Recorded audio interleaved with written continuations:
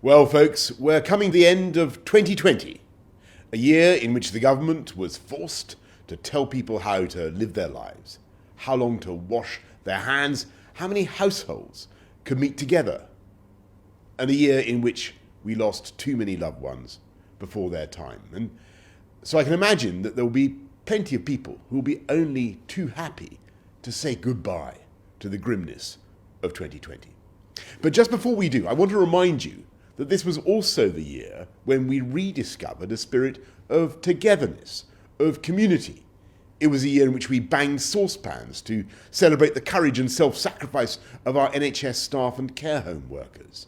A year in which working people pulled the stops out to keep the country moving in the biggest crisis we've faced for generations. Shop workers, transport staff, pharmacists, emergency services, everyone, you name it. We saw a renewed spirit of volunteering. People delivered food to the elderly and the vulnerable. And time after time, as it became necessary to fight new waves of the virus, we saw people unite in their determination, our determination, to protect the NHS and to save lives. Putting their lives, your lives, on hold, buying precious time for medicine to provide the answers. And it has.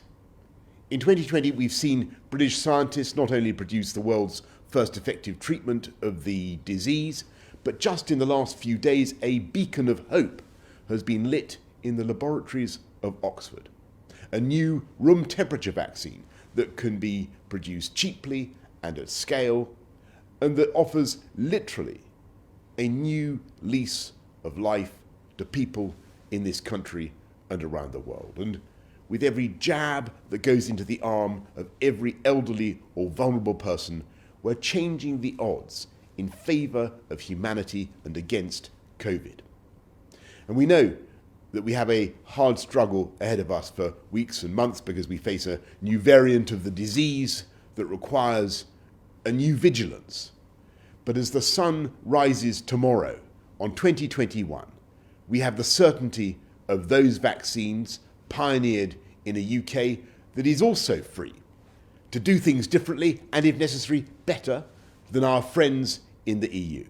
Free to do trade deals around the world and free to turbocharge our ambition to be a science superpower, from biosciences to artificial intelligence. And with our world-leading battery and wind technology, we will work with partners around the world, not just to tackle climate change, but to create the millions of high-skilled jobs this country will need, not just this year, 2021, as we bounce back from COVID, but in the years to come.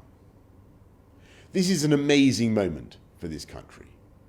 We have our freedom in our hands, and it is up to us to make the most of it.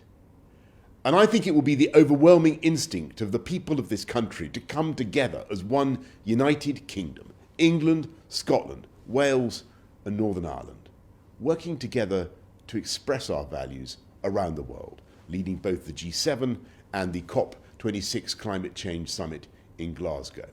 An open, generous, outward-looking internationalist and free-trading global Britain that campaigns for 12 years of quality education for every girl in the world. 2021 is the year we can do it.